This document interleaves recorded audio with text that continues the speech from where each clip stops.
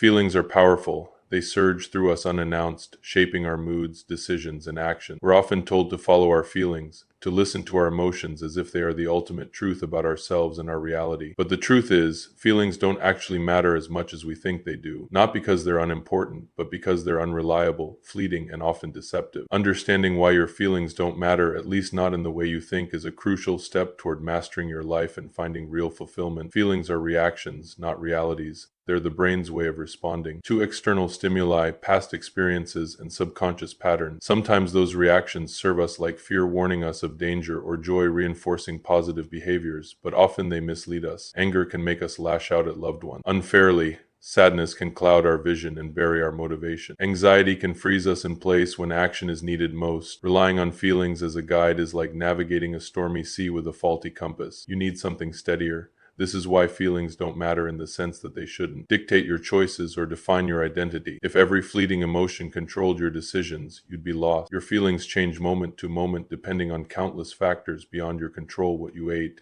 how much sleep you got, who you interacted with, or even random thoughts. To live a stable, productive life, you must learn to observe your feelings without being ruled by them. You have to develop the discipline to act according to your values and goals, not your mood swings. Another reason feelings don't matter as much as we think is that they are often rooted in illusions or misunderstandings. We might feel unworthy because of past trauma or false beliefs implanted over years. We might feel overwhelmed because we magnify problems out of proportion. We might feel alone because we haven't connected deeply with ourselves or others. These feelings are real in the moment, but not absolute truth. Recognizing this distinction is liberating. It means you don't have to accept every feeling as fact or fate. You can question, challenge, and reframe them. What actually matters. What should guide your life if not your feelings? The answer lies in your actions, your values, and your commitment to your long-term vision. While feelings are temporary and changeable, your actions create momentum and shape your reality. Choosing to show up, to work hard, to be kind, to persevere. These things matter far more than how you feel on any given day. When you act in alignment with your values regardless of feelings, you build character and create lasting change. Values are the anchor in the storm of emotion. They are the principles and beliefs that define who you want to be and how you want to live. Unlike feelings, values don't fluctuate wildly.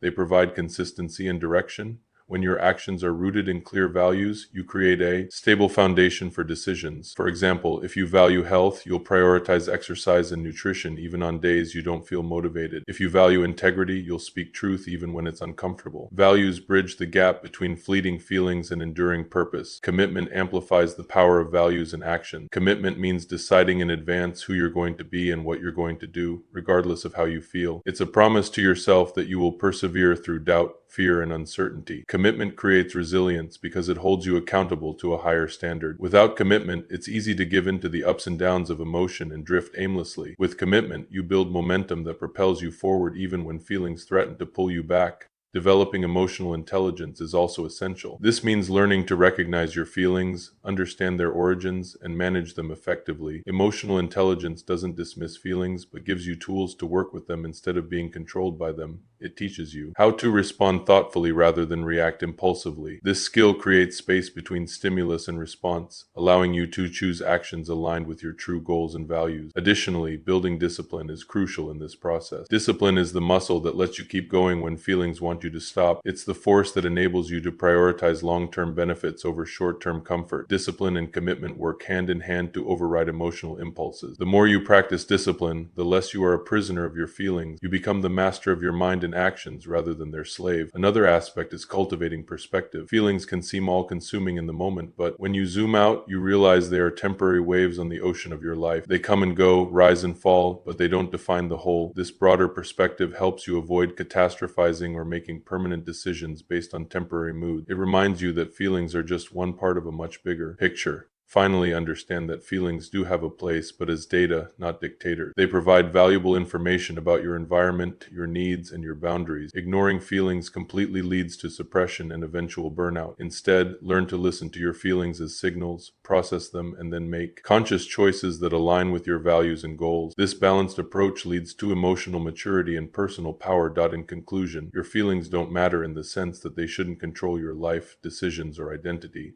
They are temporary, unreliable, and often misleading. Reactions to complex inner and outer dynamics. What actually matters are your actions rooted in clear values and sustained by commitment and discipline. Developing emotional intelligence and perspective helps you use feelings as information rather than commands. When you master this, you gain freedom from emotional chaos, from reactionary living, and from being a hostage to moods. You become the deliberate creator of your life, acting with clarity, purpose, and strength regardless of how you feel in the moment. That is what truly matters.